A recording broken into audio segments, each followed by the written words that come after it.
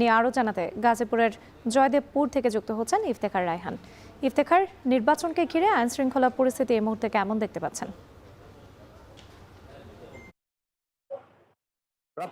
রাত পোহালেই কিন্তু বহুল কাঙ্ক্ষিত এবং প্রতীক্ষিত যে ত্রয়োদশ জাতীয় সংসদ নির্বাচন এবং এই নির্বাচনকে ঘিরে যেন আইন শৃঙ্খলা পরিস্থিতি যেন স্বাভাবিক রাখা হয় এবং এই পুরো নির্বাচনের দিনটি যেন উৎসবমুখর পরিবেশে সকলে যেন ভোট কেন্দ্রে আসতে পারেন এবং ভোট দিয়ে তাদের কাঙ্ক্ষিত যে প্রতিনিধি তাকে নির্বাচিত করতে পারেন, সেজন্য কিন্তু প্রশাসনের পক্ষ থেকে সব ধরনের ব্যবস্থা কিন্তু ইতিমধ্যে গ্রহণ করা হয়েছে। আমরা দেখেছি যে সকাল থেকে জেলা রিটার্নিং কর্মকর্তার কার্যালয় থেকে গাজীপুরের 5টি আসনের মোট 935টি ভোট কেন্দ্রের সকল ভোটের সরঞ্জামাদি কিন্তু পৌঁছে দেওয়া হয়েছে কড়া নিরাপত্তা বলয়ের মধ্যে দিয়ে।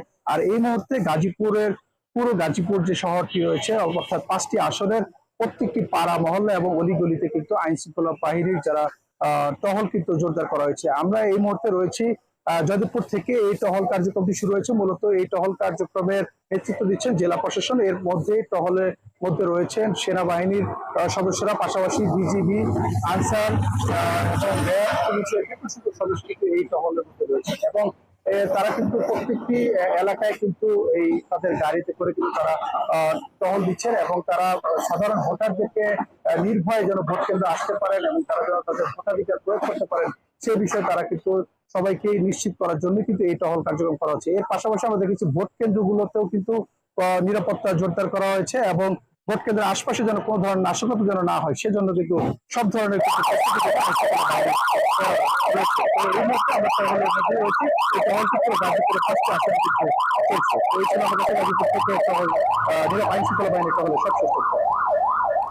গাজীপুরের নির্বাচনী প্রস্তুতির খবর জানাতে যুক্ত ছিলেন ইফতেখার রায়।